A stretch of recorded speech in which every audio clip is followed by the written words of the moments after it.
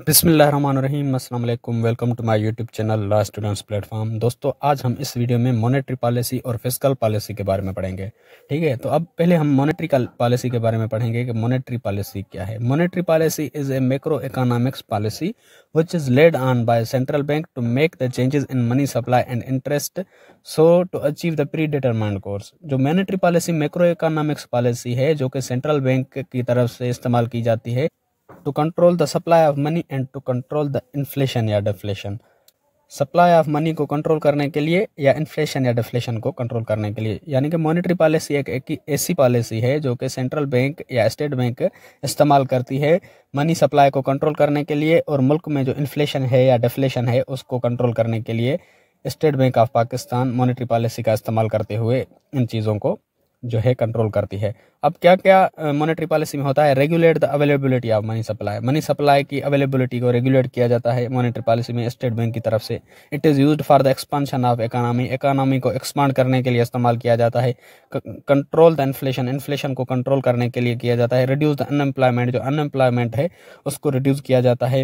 Role of formulating monetary policy is done by central bank of country. जो monetary policy को formulate किया जाता है वो सेंट्रल बैंक ऑफ कंट्री की तरफ से किया जाता है। जो भी मुल्क की सेंट्रल बैंक होती है वो जो है मॉनेटरी पॉलिसी को फार्मुलेट करने में कंट्रोल करती है। Maintain the price stability while keeping in the mind objectives of economic growth को ऑब्जेक्टिव्स को मद्देनजर रखते हुए प्राइस स्टेबिलिटी को जो है मेंटेन करती है। ठीक है, मॉनेटरी पॉलिसी में स्टेट बैंक ये चीज़ें करती है। अब ये कैसे काम करती हैं? There are two types of monetary policy, expansionary monetary policy and contractionary monetary policy. ये दो टाइप्स हैं जिनको इस्तेमाल करते हुए जो स्टेट बैंक है वो सप्लाई ऑफ मनी को कंट्रोल करती है। अब एक्सपांशनरी मॉनेटरी पॉलिसी कैसे काम करती है ये हम समझते हैं पहले।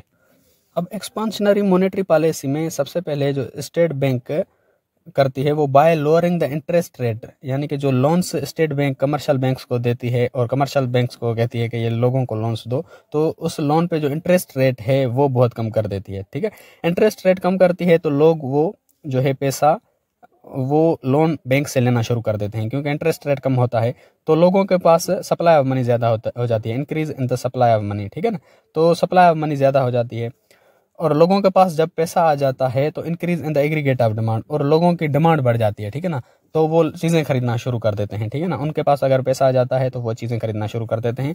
तो growth in GDP, economic growth, और जैसे ही वो चीज़ें खरीदते हैं तो जो मुल्क की जीडीपी है उसमें भी ग्रोथ आ जाती है। और increase in the economic activity, जो इकोनॉमिक एक्टिविटी है मुल्क की उसमें भी इजाफा हो जाता है। मोर एम्प्लॉयमेंट अपॉर्चुनिटीज़, और लोग जब चीज़ें खरीदना शुरू करते हैं तो जो कंपनीज़ हैं वो ऐसी ही दूसरी चीज़ें बनाना शुरू करती है, तो उसको एम्प्लॉयज़ की ज़रूरत होती है, वो फिर एम्प्लॉयज़ हायर करती है तो एम्प्लॉयमेंट भी इंक्रीज़ होती है। ठीक है ना, तो ये चीज़ें सारी इंक्रीज़ होती हैं। इसके साथ साथ also increase in the inflation भी इंक्रीज़ होती है, यानी कि महंगाई भी बढ़ जाती है। क्यों? क्योंकि जो लोगों की डिमांड है वो ज़्यादा हो जाती है। डिमांड ज़्यादा हो जाती है तो जो कंपनीज़ हैं वो चीज़ों की जो प्राइस है वो हाई कर देती है, इसलिए इन्फ्लेशन भी जो है इंक्रीज हो जाती है। एज मोर मनी अवेलेबल, जैसे कि पैसा ज़्यादा अवेलेबल होता है। Too much money chasing too few goods, ज़्यादा पैसा फ्यू गुड्स की तरफ भागता है। ठीक है, अब supply of money increase but not goods, जब पैसा ज़्यादा इंक्रीज हो जाए लेकिन जो मुल्क में वो चीज़ें हैं, प्रोडक्ट्स हैं या नेचुरल रिसोर्सेज हैं, वो अगर इंक्रीज नहीं होते लेकिन पैसा इंक्रीज होता है तो ये भी इन्फ्लेशन का काज होता है, are generated as compare to money. ठीक है, तो ये इस तरह एक्सपांशनरी मॉनेटरी पॉलिसी काम करती है। कैसे? जैसे यानी कि वो बैंक जो है इंटरेस्ट रेट कम करती है तो लोग जो है वो लोन लेना शुरू करते हैं तो मनी सप्लाई बढ़ जाती है, लोगों के पास पैसा आ जाता है तो एग्रीगेट डिमांड भी ज़्यादा हो जाती है। डिमांड ज़्यादा हो जाती है तो वो चीज़ें खरीदना शुरू कर देते हैं तो जो मुल्क की जीडीपी है, इकोनॉमिक ग्रोथ, वो इंक्रीज़ होती है, जीडीपी इंक्रीज़ होती है और इकोनॉमिक एक्टिविटी इंक्रीज़ होती है। जो एम्प्लॉयमेंट अपॉर्चुनिटीज़ हैं वो भी ज़्यादा हो जाती हैं और इसके साथ साथ इन्फ्लेशन भी ज़्यादा हो जाती है। ये हमारी थी monetary policy. Expansionary monetary policy इस तरह काम करती है। अब हम पढ़ते हैं कॉन्ट्रैक्शनरी मॉनेटरी पॉलिसी। और जो एक्सपांशनरी मॉनेटरी पॉलिसी है इसको इजी या लूज मनी पॉलिसी भी कहा जाता है। इजी मनी पॉलिसी या लूज मनी पॉलिसी भी कहा जाता है। अब हम दूसरा पढ़ते हैं कॉन्ट्रैक्शनरी मॉनेटरी पॉलिसी। अब जैसे कि एक्सपांशनरी मॉनेटरी पॉलिसी को जब स्टेट बैंक ने इस्तेमाल किया तो उसमें इन्फ्लेशन भी इंक्रीज हो गई, ठीक है ना। अब जब मुल्क में इन्फ्लेशन बढ़ जाएगी तो अब इन्फ्लेशन को कंट्रोल करने के लिए या इन्फ्लेशन को कम करने के लिए फिर स्टेट बैंक जो है कॉन्ट्रैक्शनरी मॉनेटरी पॉलिसी का इस्तेमाल करेगी, ठीक है। वो कैसे, यानी कि जो सप्लाई ऑफ मनी को कम करेगी। सप्लाई ऑफ मनी को कम कैसे करेगी?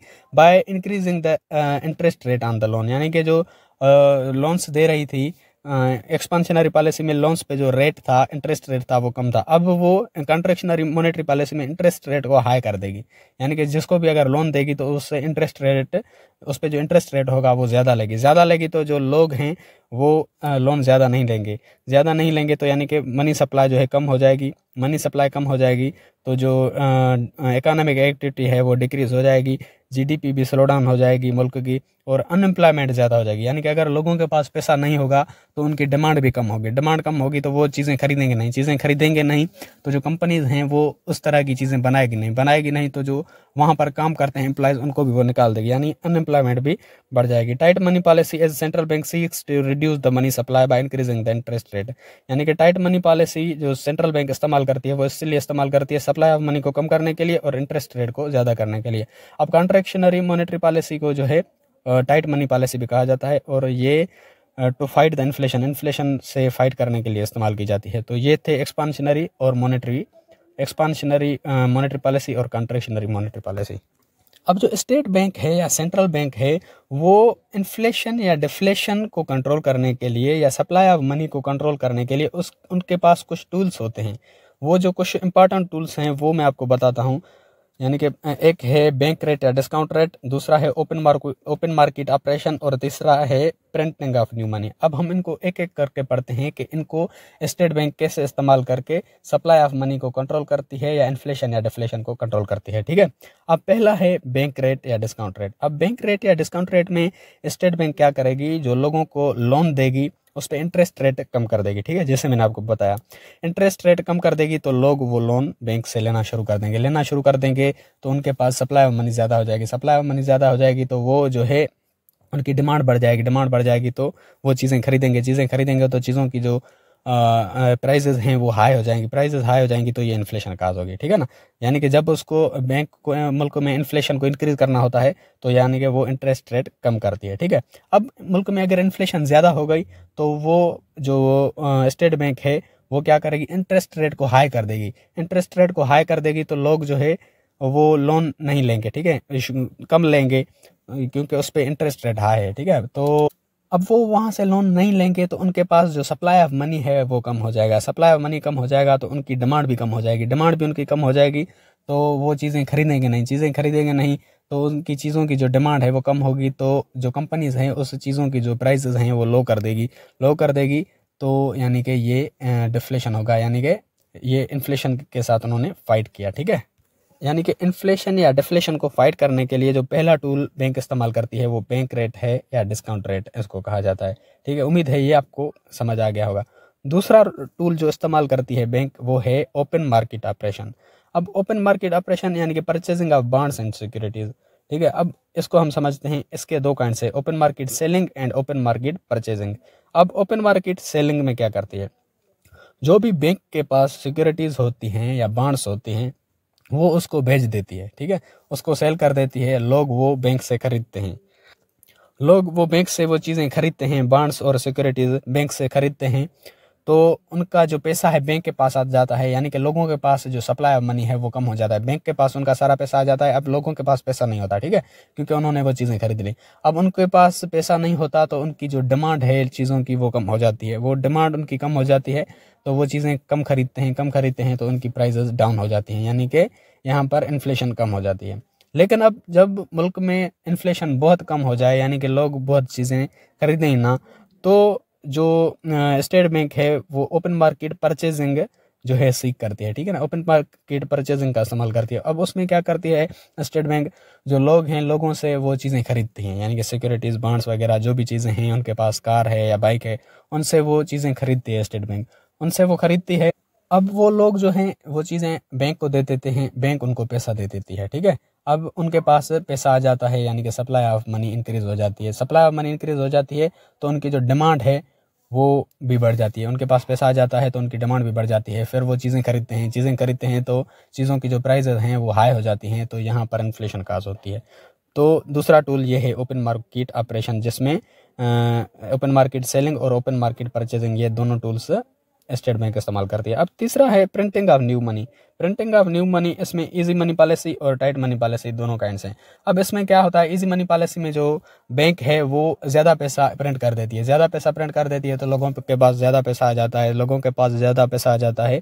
तो उनकी जो डिमांड है वो भी इंक्रीज़ हो जाती है, तो जो प्राइजेज़ हैं वो भी हाई हो जाती हैं, तो इन्फ्लेशन काज होती है। ठीक है, फिर आती है tight money policy. Printing of new money policy का ही ये भी काइंड है। इसमें क्या होता है कि जो बैंक है वो ज़्यादा पैसा प्रिंट नहीं करती, तो लोगों के पास कम पैसा होता है और वो जो चीज़ें हैं, चीज़ों की डिमांड भी उनकी कम होती है, तो वो कम खरीदते हैं और चीज़ों की जो प्राइजेज़ हैं वो भी फॉल हो जाती हैं, यानी कि फिर वही चीज़ें हमें थोड़े पैसों में मिलती हैं। तो ये 3 टूल्स थे जो कि सेंट्रल बैंक या स्टेट बैंक इस्तेमाल करती है इन्फ्लेशन या डिफ्लेशन को कंट्रोल करने के लिए, या सप्लाई ऑफ मनी को कंट्रोल करने के लिए। और इसी से ही जो है सप्लाई ऑफ मनी और एम्प्लॉयमेंट या अनएम्प्लॉयमेंट भी, यानी कि इसी से ही काज होती है। तो ये हमारी स्टेट बैंक की जो मॉनेटरी पॉलिसी थी। उम्मीद है यहाँ तक आपका कॉन्सेप्ट क्लियर हो गया होगा। अभी हम पढ़ते हैं फिस्कल पॉलिसी। अब फिस्कल पॉलिसी में क्या होता है वो मैं आपको बताता हूँ।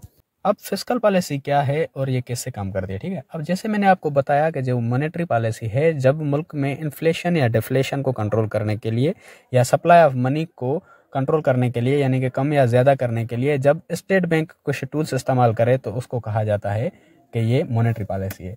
लेकिन जब अगर मुल्क में इन्फ्लेशन या डिफ्लेशन को कंट्रोल करने के लिए या सप्लाई ऑफ मनी को कम या ज़्यादा करने के लिए गवर्नमेंट, जो मुल्क की गवर्नमेंट है, वो अगर कुछ टूल्स का इस्तेमाल करे तो उसको कहा जाता है कि ये फिस्कल पॉलिसी है, ठीक है ना। अब मॉनेटरी पॉलिसी में इन्फ्लेशन या डिफ्लेशन को कंट्रोल सेंट्रल बैंक कर रही थी, और फिस्कल पॉलिसी में इन्फ्लेशन या डिफ्लेशन या सप्लाई ऑफ मनी को जो कंट्रोल करेगी वो गवर्नमेंट करेगी। तो फिस्कल पॉलिसी जो है गवर्नमेंट कंट्रोल करती है इन्फ्लेशन या डिफ्लेशन को, ठीक है।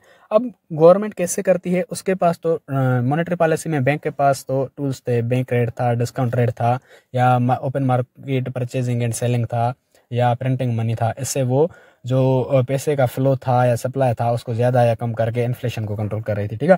अब गवर्नमेंट कैसे करेगी, गवर्नमेंट के पास there are two types of tools are used by government to control the inflation or deflation or flow of money, ठीक है। अब कैसे, पहला टूल है changes in the levels of taxation. जो टैक्स है, टैक्स को चेंज करके, टैक्स की जो लेवल है उसको चेंज करके वो इन्फ्लेशन या डिफ्लेशन को कंट्रोल करेगी। और दूसरा government spending in various sectors, और जो गवर्नमेंट है वो मुख्तलिफ सेक्टर्स में अपने जो एक्सपेंसेस है वो स्पेंड करेगी। अब टैक्स पे कैसे काम करेगी, ठीक है। अब जब अगर मुल्क में इन्फ्लेशन ज़्यादा हो गया है, यानी कि जो चीज़ों की प्राइस है वो ज़्यादा हो गई है, इन्फ्लेशन ज़्यादा हो गया है, तो गवर्नमेंट क्या करेगी, जो चीज़ों पे टैक्स है वो टैक्स को ज़्यादा कर देगी, ठीक है। अब टैक्स को ज़्यादा कर देगी तो लोग वो टैक्स पे करेंगे, तो उनके पास जो पैसा है, पैसे का फ्लो है, सप्लाई ऑफ मनी है वो कम हो जाएगा, तो उनकी जो डिमांड है वो भी कम हो जाएगी। डिमांड कम हो जाएगी तो चीज़ों की जो प्राइस है ऑटोमेटिकली फॉल हो जाएगी, ठीक है। तो इस तरह वो इन्फ्लेशन को कंट्रोल करेंगे। लेकिन अगर मुल्क में इन्फ्लेशन बहुत कम है तो वो क्या करेगी, गवर्नमेंट जो टैक्स है, टैक्स पे जो है बिल्कुल टैक्स वो कम कर देगी, ठीक है। चीज़ों पे टैक्स कम कर देगी, तो लोग जो है ज़्यादा टैक्स पे नहीं करेंगे, तो उनके पास ज़्यादा पैसा होगा, यानी कि फ्लो ऑफ मनी उनके पास ज़्यादा होगा, सप्लाई ऑफ मनी ज़्यादा होगा, तो उनके पास जो पैसा ज़्यादा होगा तो उनकी डिमांड भी इंक्रीज़ हो जाएगी। डिमांड उनकी ज़्यादा हो जाएगी तो वो चीज़ें खरीदेंगे, तो चीज़ों की जो प्राइस है वो हाई हो जाएगी, तो वो जो है उन प्राइजेज़ की उनकी जो चीज़ों की जो प्राइजेज़ हैं वो भी हाई हो जाएंगी। इसी तरह इन्फ्लेशन ज़्यादा हो जाएगा।